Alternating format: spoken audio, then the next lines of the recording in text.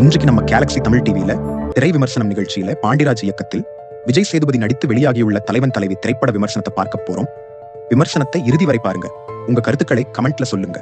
இப்படத்தில் விஜய் சேதுபதி, நித்யா மேனன், சரவணன், ஆர்.கே. சுரேஷ், யோகி பாபு, காளி வெங்கட், தென்ட்ராயன், ரோஷினி, தீபா, மைனா நந்தினி என்று மிகப்பெரிய நட்சத்திர பட்டாளமே நடித்துள்ளனர்.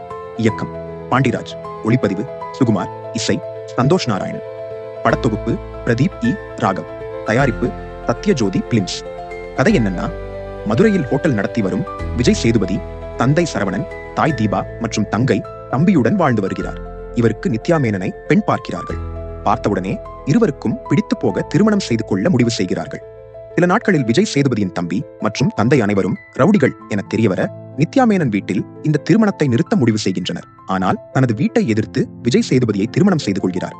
நித்யா மேனன் திருமணமான சில நாட்களில் விஜய் சேதுபதி, நித்யா மேனன் இருவரும் அடிக்கடி சண்டை போட்டு பிரிகிறார்கள். இதை காரணமாக வைத்து இரண்டு குடும்பத்தாரும் இருவரையும் பிரித்து விடலாம் என்று நினைக்கிறார்கள்.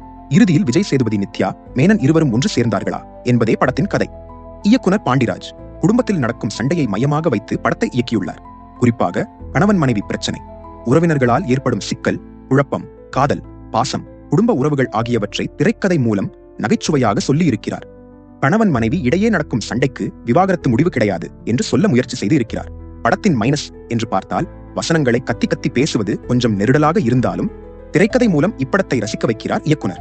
ஆகாச வீரனாக விஜய் சேதுபதி காதல், பாசம், கோபம், சண்டை காட்சிகள் என்று ஒவ்வொரு காட்சியிலும் ஸ்கோர் செய்கிறார். பேரரசியாக நித்யா மேனன் விஜய் சேதுபதியுடன் போட்டி போட்டு நடித்திருக்கிறார்.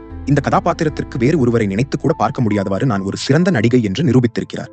யோகி பாபுவின் காமெடி இப்படத்திற்கு மிகப்பெரிய பலம் சேர்த்திருக்கிறது. இவருடைய டைமிங் காமெடி நன்றாக ஒர்க் அவுட் ஆகியிருக்கிறது.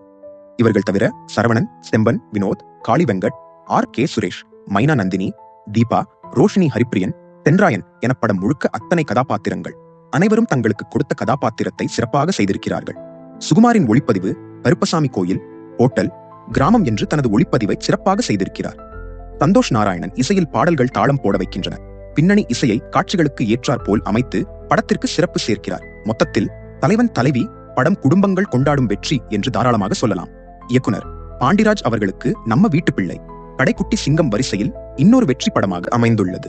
இந்த விமர்சனம் பிடிச்சிருந்தா லைக் பண்ணுங்க, ஷேர் பண்ணுங்க, மறக்காமல் சப்ஸ்கிரைப் செய்து நமது சேனலுக்கு ஆதரவு அளிக்குமாறு அன்புடன் கேட்டுக்கொள்கிறேன். மீண்டும் ஒரு திரை விமர்சனத்தில் சந்திக்கிறேன். நன்றி.